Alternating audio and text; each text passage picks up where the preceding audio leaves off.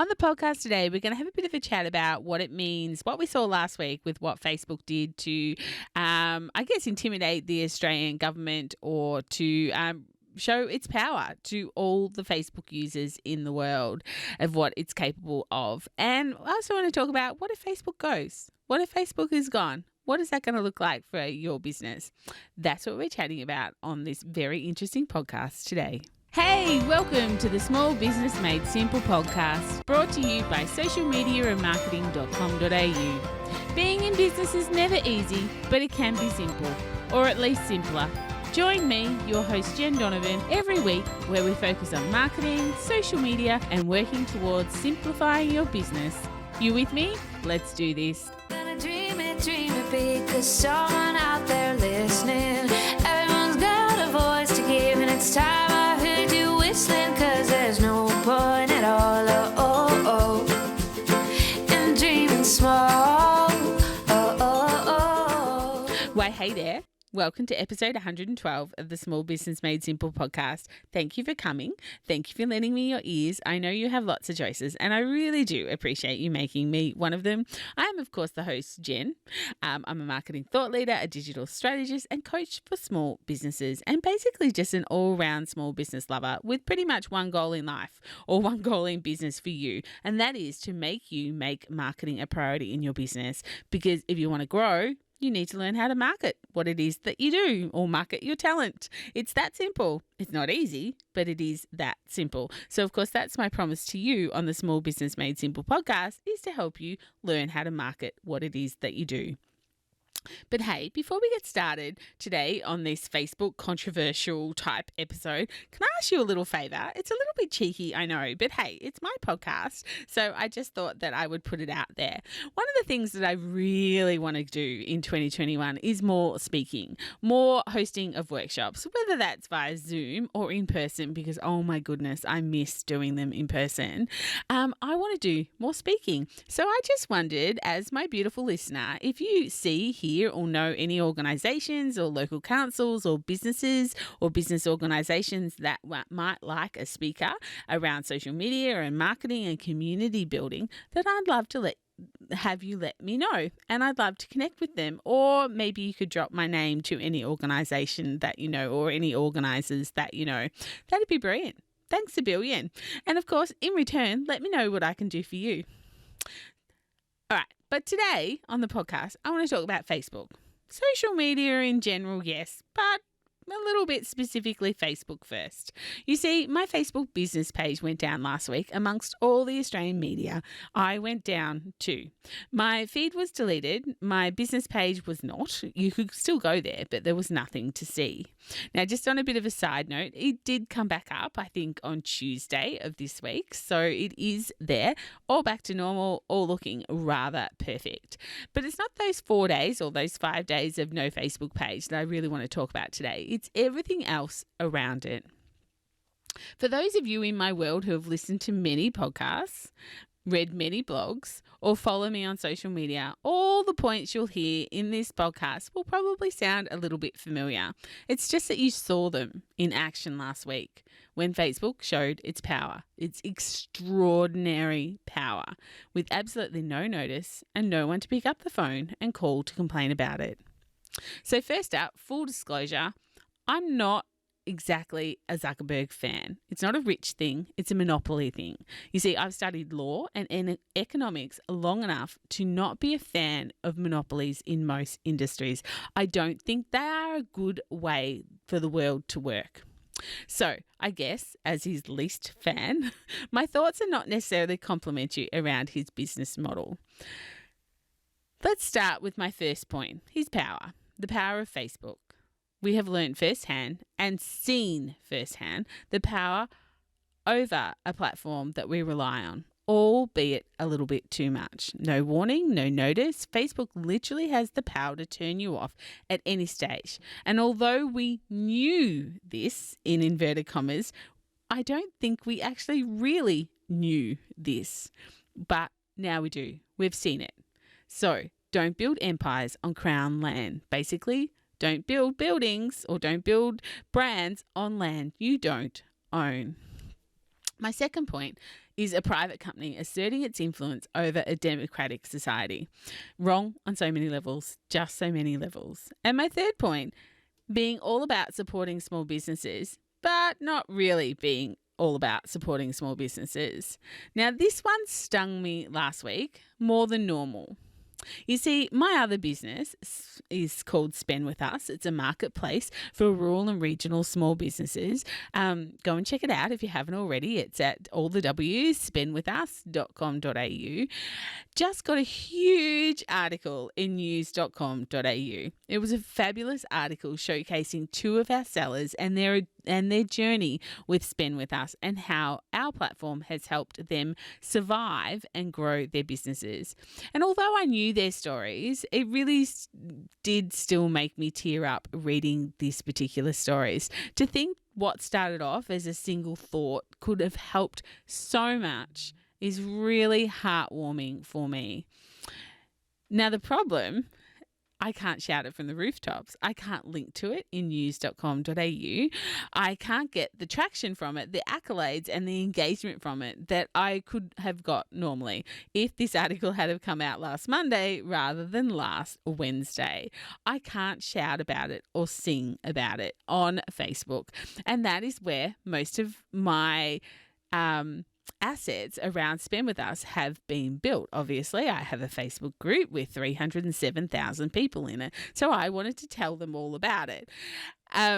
It was really bad timing and it really did hurt me last week. Of course, I'll put a link to the actual article in the show notes, the news.com.au one, so you can have a bit of a read if that tickles your fancy.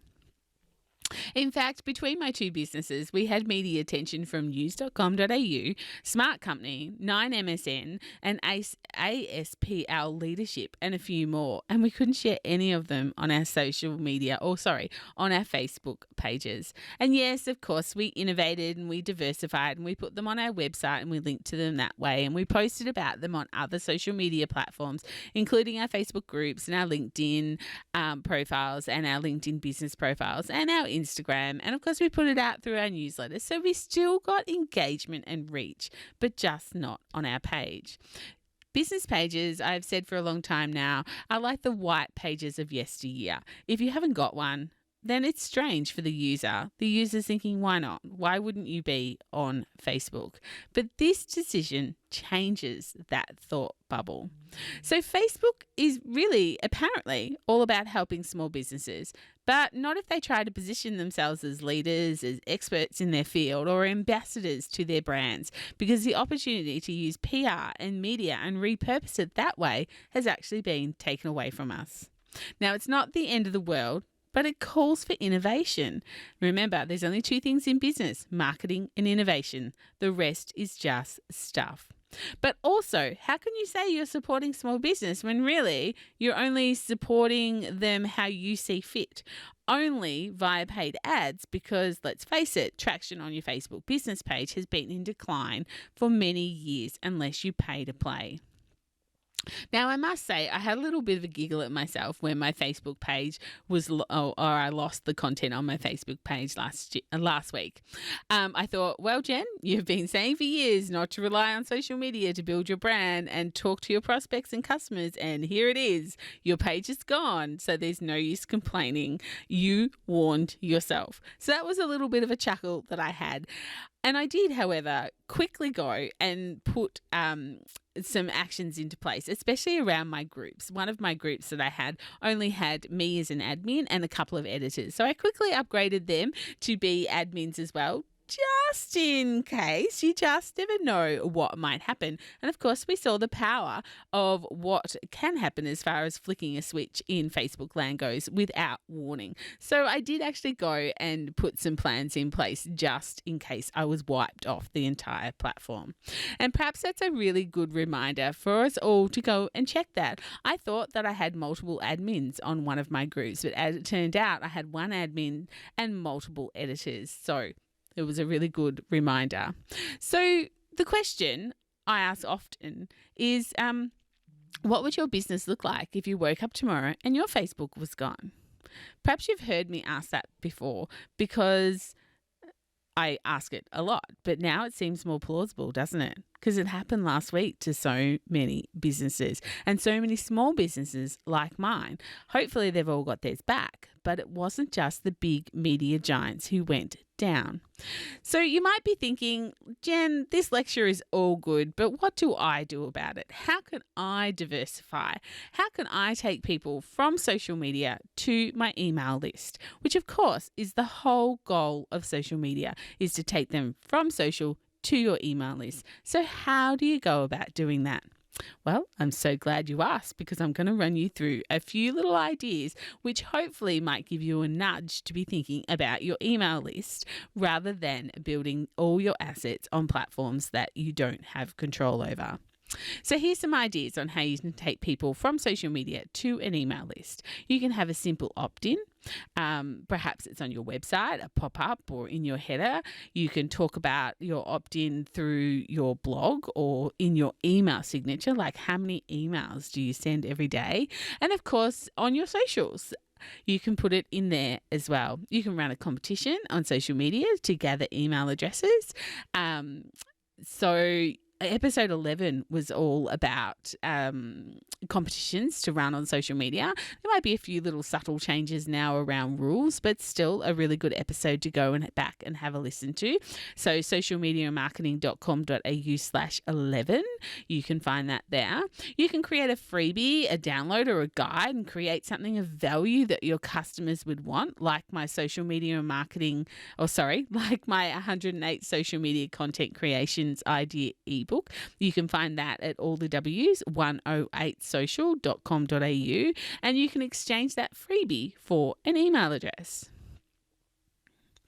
You could give them an incentive to hand over their email address, like 20% off your first order or $20 off your first order. And one of the things that when I had a retail business that we would do is we would pick an odd number, like 13% off your first order or something like that, because giving odd numbers is not only good for strategy and makes people stop and look and listen more because it's an odd number, but you can also then trace exactly the journey of that customer, where they've come into your funnel, because you are only offering 13% off at that particular point. You don't offer it anywhere else, so you know that they came in via your pop-up because that's got 13% off on it. So, sometimes picking odd numbers can actually be a really good strategy as well and help you when you're looking at your lifetime value of your customer.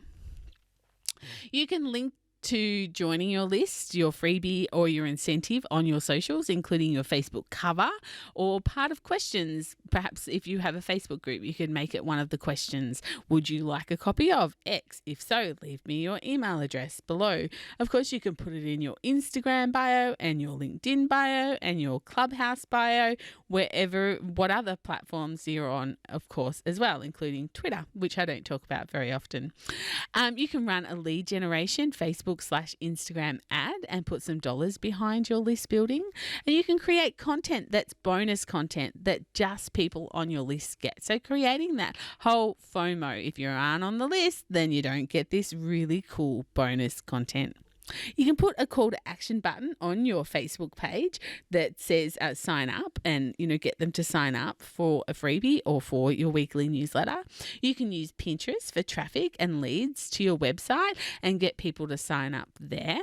And once you have people on your list, you can encourage them to actually forward and share your emails to other people in their world and grow your list and your audience that way too. Of course, there's hundreds of other ways that you can collect email addresses offline, but today we are just talking about taking people from online to offline. I've said it for years, the number one reason why you should be on social media is to get people off social media. So change your mindset around why you are using social media. Start building a list. Start putting together list building strategies so you don't get caught with your virtual pants down if you ever lose your social media accounts. Final thought for some of you are possibly now loving your feeds. There's no news sites. Your feed might be exactly the way you want it to be now. Now, I never really followed media sites on social media. They either put up headlines that were purely clickbait and gated content, especially rural newspapers. They were terrible for that. Gated content is such a bad strategy.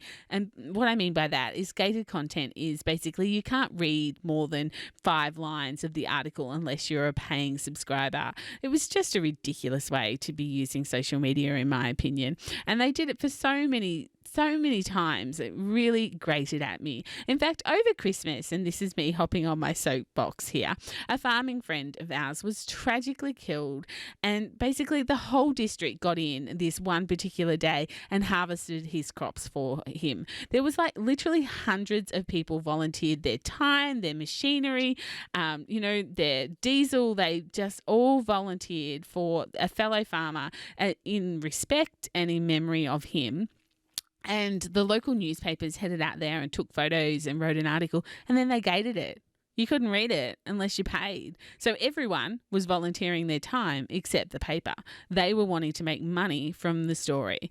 And I just thought that was poor form. Poor form. Anyway, I've been around and around in a big circle for this podcast, and there's some news here that obviously isn't new, but perhaps it's just more believable now. Now, I'm not against social media. Heck, I use it every single day to grow my business and interact with my audience, and I love doing that. But I also know what could happen, and now I believe that other people who perhaps thought that they knew it could happen have really stood up and gone, oh my gosh, this could really happen. Now, I didn't have to eat humble pie about my Facebook page going down, but it was still humbling to have my content removed from the platform. So I really ask you to sort of learn from these lessons that we've seen in the last couple of days or in the last week or so. It's what having a mentor in business is all about. Things happen in my business to my clients, and I share those experiences to help everyone else via my channels, including this one. We as humans, we are very adaptable, and we will adapt if Facebook becomes outdated or no longer serves us. A humble warning to all businesses, I think, including Zuckerberg's business. If you'd like to carry on this conversation with me, which I would love to do, please head into the Like-Minded Business Owners Facebook group. If you're not a member, join up, of course, but I'd love to continue this conversation with you. I know there was a lot of people who do podcasting and write blogs that were taken down as well as myself. So if that was you, I would be so interested to hear whether yours has come back up or whether you need some help and assistance to get that back up. This is all about sharing lessons and sharing ideas. And like I said, it's really about what being a mentor is all about in business. You know, sharing the experiences so that you don't have to go through the same pains or through the same experiences as what I do. But that's basically it for 112. I will be back next Thursday for 113, and I look forward to chatting with you then. Have a fabulous week. Have a fabulous week thinking about how you can take people from social media onto an email list, and I look forward to chatting with you in the Small Business Made Simple, in the Like-Minded Business Owners Facebook group around that. Of course, if you're enjoying this podcast, hit the subscribe button so you never miss an episode, and maybe share with another superstar business owner who's doing that daily grind, who would also like to learn a little bit more about making their business life simpler. And of course, connecting with other small business owners. A rating and a review would be super if you have time to do that. But whatever you do, remember, my small business peeps, as my opening song says, there is no point in dreaming small. Tell it like you feel it, say it proud, be true, and let us see you for the star that you are. No point in dreaming small.